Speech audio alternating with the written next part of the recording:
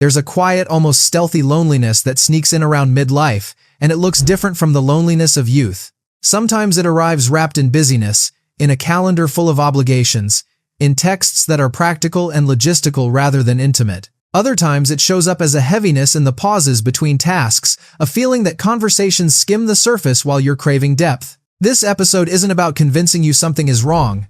It's about naming a common, solvable pattern and giving you tiny experiments to test whether connection can be rebuilt. Over the next several minutes, we'll trace how roles, biology, social structure, and culture conspire to create what feels like hidden loneliness.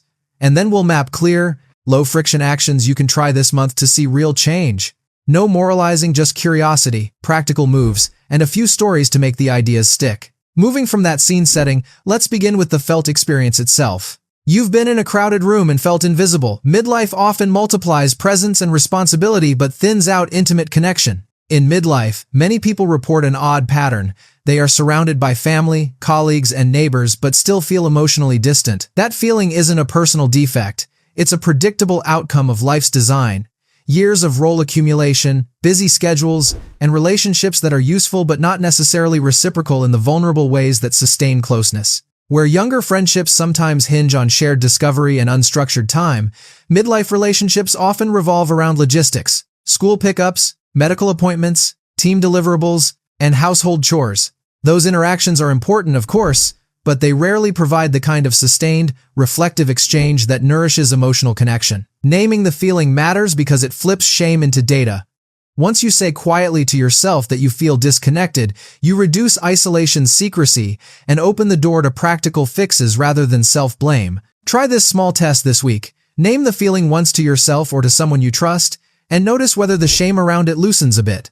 Bridging from the subjective feeling to the mechanics, role overload is a big midlife contributor. Roles multiply: parent, partner, employee, caregiver, and those roles can fragment the time you have for deep interpersonal exchange. When responsibilities accumulate, the day's hours are parceled out in service of others and obligations. That allocation makes sense. Raising kids, supporting aging parents, and meeting job demands are core tasks, but it also compresses the time available for open-ended, reciprocal conversation.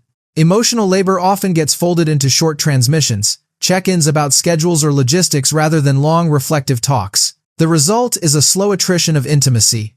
Fewer opportunities to reveal fears, dreams, or disappointments in a space where you're also listened to.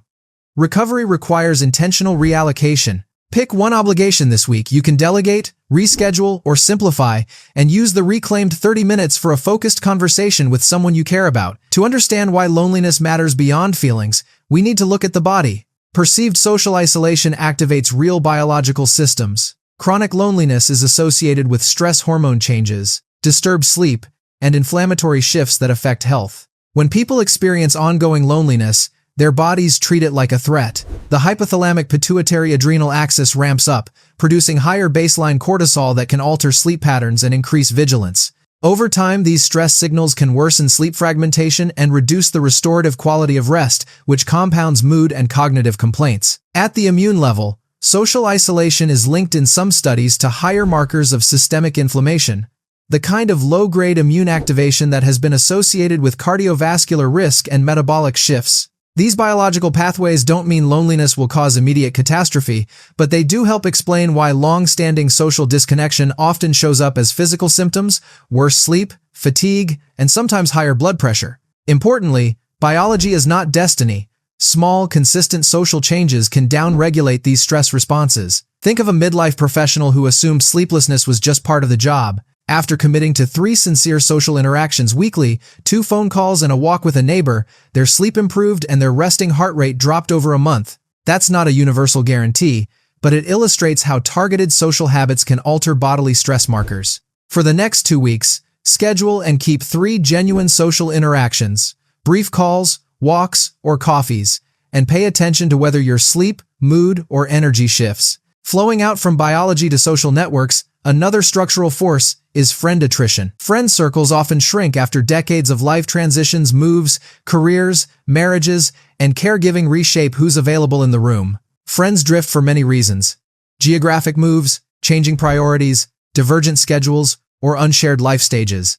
Casual acquaintances and water cooler connections that used to feel plentiful can thin out, and without those casual ties, daily life loses some of its scaffolding for small, restorative interactions. That's a practical problem because not every supportive exchange needs to be deep. Having a broad, casual network provides multiple opportunities to be seen and to offload small worries. Rebuilding those networks need not be dramatic. A simple text or brief check-in can rekindle a relationship without heavy expectations. Reach out this week to one old acquaintance with a short, curiosity-driven message, no pressure, just a real question or a note, and see whether a low-friction reconnection sparks more contact. Cultural scripts and stigma amplify the problem because many midlifers are taught to hide vulnerability. Social norms around independence, gender expectations, and success make asking for connection feel risky, which increases secrecy and silence. Across cultures, there are messages that equate self-sufficiency with competence, and those messages can be especially restrictive for people juggling care, responsibilities, and careers. Men, for example, often encounter norms that discourage emotional disclosure, while women can feel pressure to maintain caregiving competence at the cost of their own needs. These scripts transform loneliness into a private failure instead of a shared human challenge. Breaking the pattern starts with manageable vulnerability.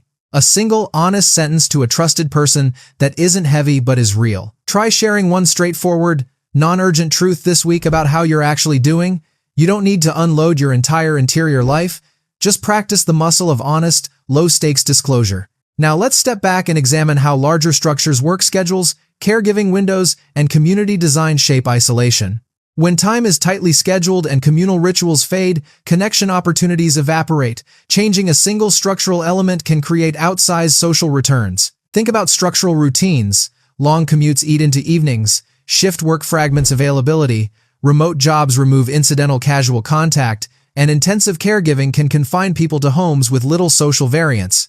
These patterns mean the architecture of your week may actively reduce chances to bump into people, to chat beyond logistics, or to engage in playful, low-pressure social rituals. The good news is that small structural tweaks can ripple outward. In one company example, managers introduced a 20-minute weekly no-agenda break where teams casually chatted about non-work topics. The time required was small, but team cohesion and willingness to ask for help increased. For individuals, structural fixes might look like scheduling a standing neighborhood walk, arranging an alternating dinner rotation with friends, or setting a fixed evening phone call with a sibling. These are predictable, repeatable rituals that create social anchors rather than leaving connection to chance. Identify one structural barrier in your week this month: commute timing that isolates you, lack of shared rituals, or a caregiving block that cuts you off, and design one small, repeatable change to test for 4 weeks, like initiating a weekly 20-minute communal walk or rotating a monthly simple dinner to which friends can come. We should also talk about the internal narrative that intensifies loneliness, shame, and self-blame.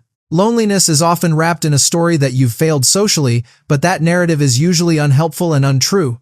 Reframing and small evidence-based experiments break the loop. When you tell yourself you are the problem, it narrows your options. You withdraw, you avoid risk, and you stop collecting social evidence that contradicts the negative story. Cognitive reframing helps by turning a global judgment into a testable hypothesis. Instead of "I'm unlovable," try "I have fewer opportunities for connection than I'd like," and then run experiments to collect data. Behavioral activation, doing small, scheduled social behaviors, produces counter-evidence. For example, writing a single sentence this week that contradicts the shame narrative, such as "a real memory when you felt seen," serves as a tiny cognitive anchor to counter the internal storyline. Keep that sentence accessible and read it whenever the shame thought arises to gradually reshape the narrative with lived evidence. Next, let's dig into what actually works: practical interventions with real-world traction for midlife contexts. Evidence-based approaches range from micro-habits to community-level designs, and combining small practices tends to produce the best outcomes. Start with micro-prescriptions. Schedule low-friction social actions like a weekly 20-minute call with a friend, a neighborhood walk, or a brief group class. Behavioral activation leverages the power of routine to build social momentum. Small wins accumulate. Social prescribing, where clinicians or community workers recommend structured social activities, is effective for people who feel stuck and need a guided option. Group-based activities that emphasize shared purpose rather than mere socializing. Volunteer projects, hobby groups, or learning circles produce durable ties because they bundle predictable time, shared tasks, and repeated interactions. which are the ingredients of friendship formation. For people who feel intense isolation, therapy targeted at social anxiety or cognitive distortions can be a practical step, and joining a peer support group provides both structure and common experience. Here's a simple template you can use. Commit to a 30-day connection plan with 3 weekly actions, a scheduled call, 1 community activity or class, and 1 home ritual like a weekly dinner where you invite a neighbor or friend. Track these actions and note mood and sleep changes. A short vignette. A midlife parent who combined a standing Saturday coffee with a local community choir reported deeper weekly anticipation, more casual friendships, and better sleep after 6 weeks. Those specific manageable actions are more repeatable than sweeping declarations and easier to sustain. Choose and commit to the 3 actions you'll try this month and treat the results as data, not proof of worth. Bringing everything together, midlife loneliness is common, changeable, and addressable with small, repeated experiments.